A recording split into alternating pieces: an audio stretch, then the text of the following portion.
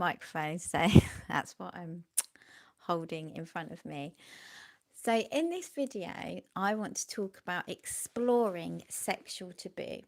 So, first of all, I'm Rosie Morel, by the way, and I'm a sex and relationship therapist. So, I have a lot of experience with all different kinds of taboos within sex and all different kinds of things like that, different issues within sex. I have a lot of different experience. I've worked with over 1,000 men, and I've worked with women, a lot of women too. So I would like to first of all explain what sexual taboo actually is.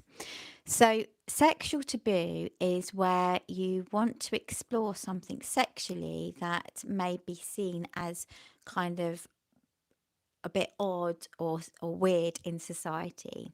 So, for example, there's a term called golden showers, and this is where people like to urinate on each other in sex and can get pleasure from it. That may, seem a bit wrong or taboo in society, but obviously there's no laws against it, and as long as you're practicing in a safe place with a consenting adult, it's all fine.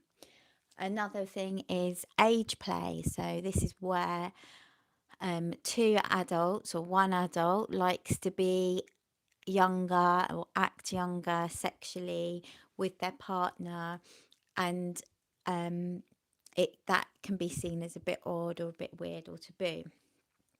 So, like with all things that are classed as taboo, and anything to do with sex, I always encourage people to practice in a safe place and with a consenting adult who's got full mental capacity, obviously. um, so that, and know yourself with your boundaries. So with taboo, there can be a lot of shame around it because there's certain things. For example, another taboo could be slavery. Some people, men and women, get sexually aroused by being slaves and being made to be in a caged up and having to sexually service people, or and be like a human slave, or just a human, like used thing.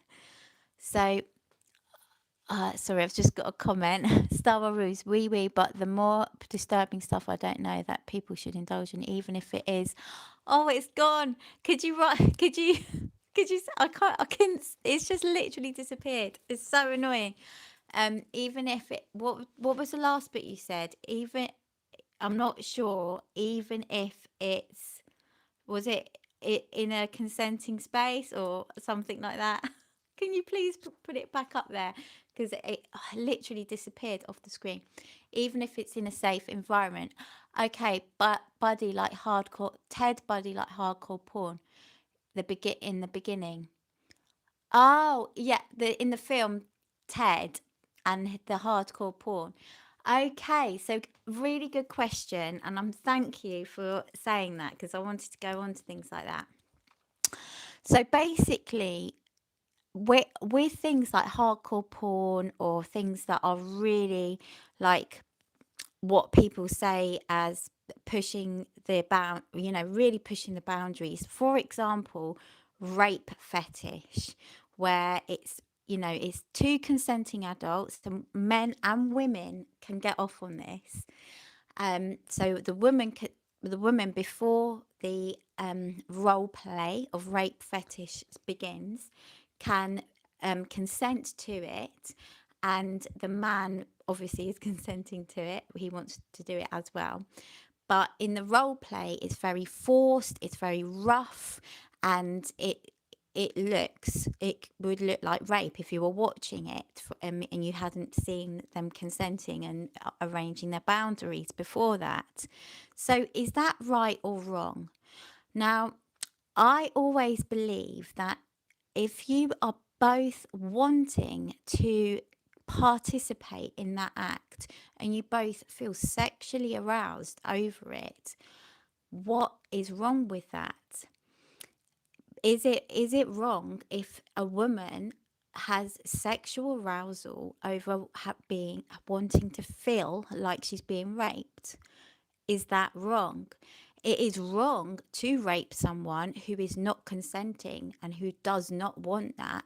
But is it wrong for a woman to want that and do it in a consenting, safe, boundaried way where she actually calls the shots before the scenario? I personally don't think so. And the thing here is that sex is so raw anyway.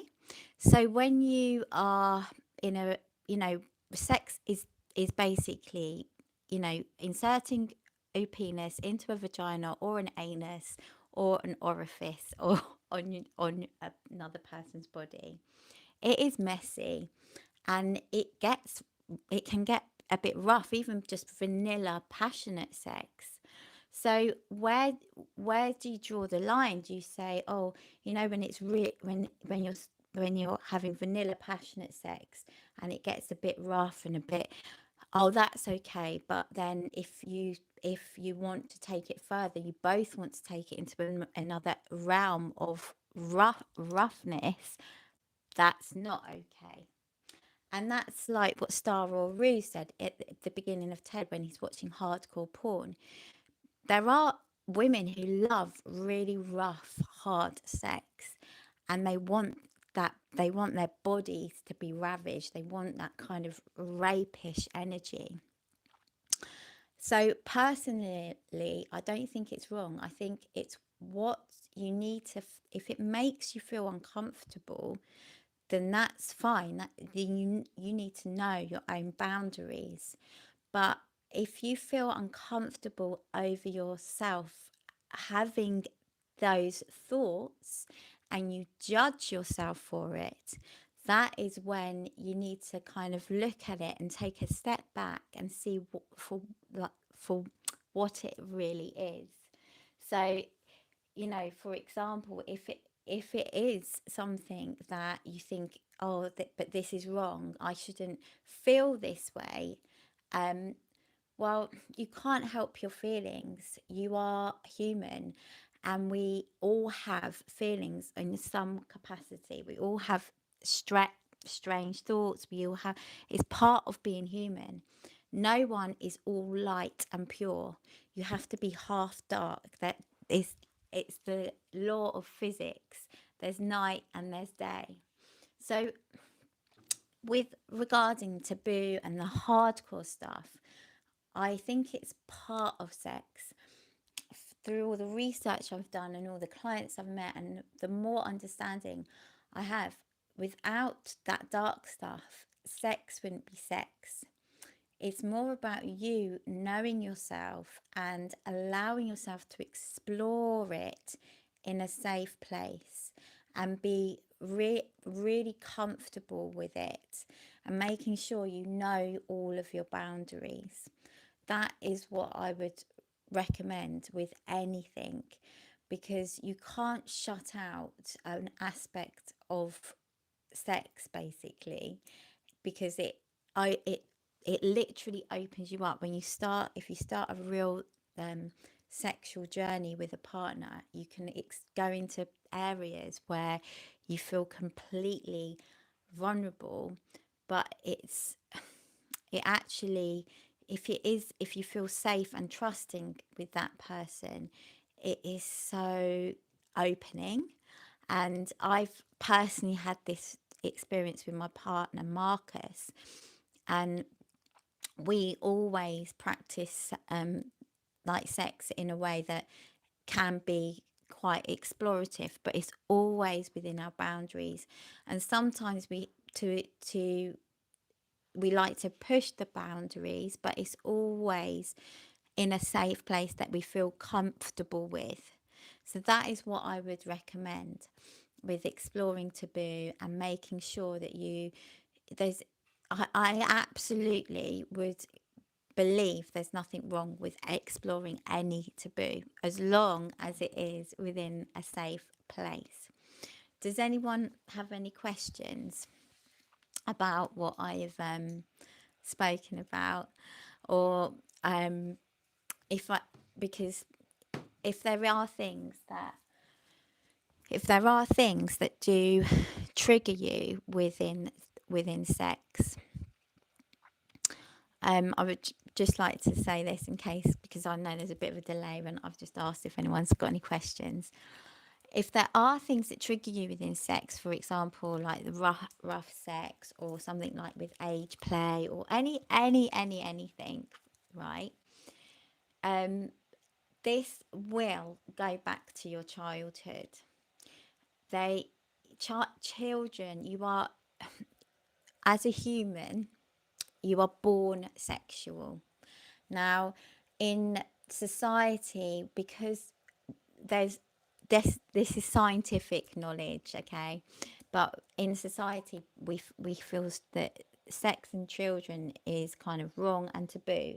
Yes, like adults interfering with children and being pedophiles, that is wrong, yes, but children do have sexual feeling.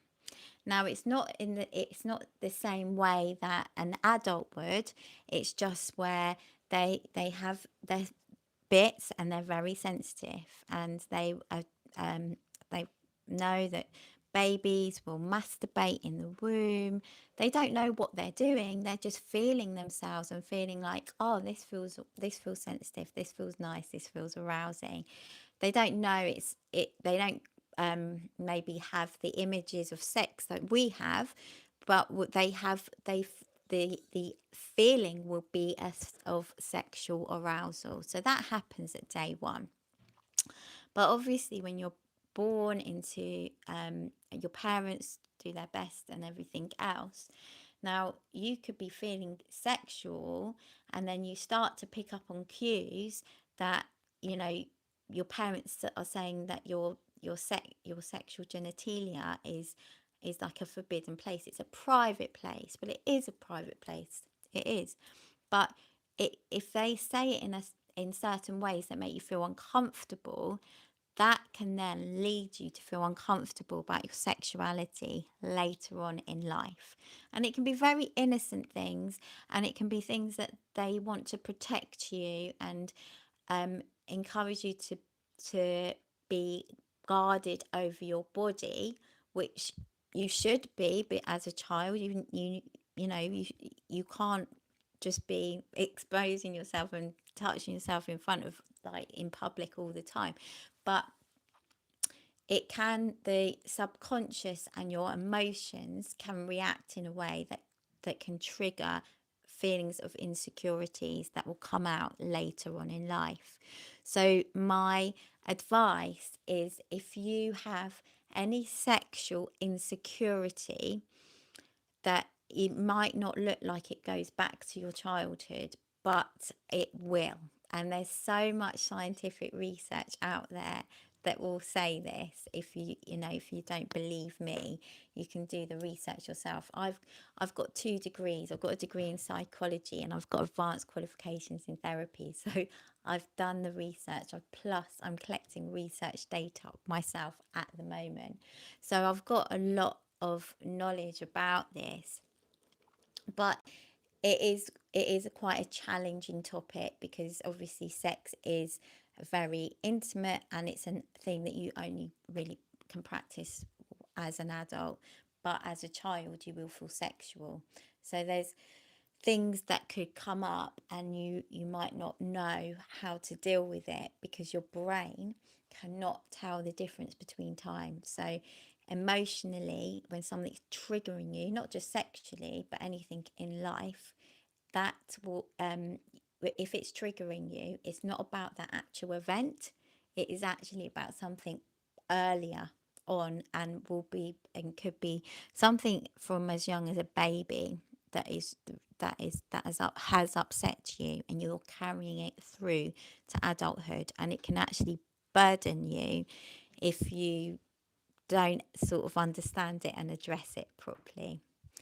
So I know that went off on a bit of a tangent there, but I just wanted to help people, encourage people to explore themselves and not be afraid to do it in a safe place, because the more you explore yourself, and the more you kind of, if you have these kind of thoughts and feelings about taboo things in the bedroom and you repress them, you're actually repressing a big part of yourself, and it will come out in not just within your sexual partners, it will come out in other aspects of your life as well.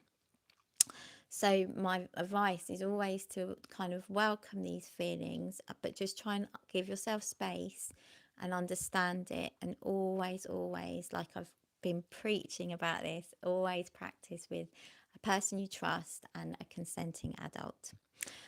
Thank you so much for watching. I take it no one's got any other questions. But yeah, if you've got any questions about the work I do, or you would like to talk, have a session with me about something that is troubling you, my contact details and website will be in the description of this video. Thank you for watching. God bless you all, and namaste. Bye.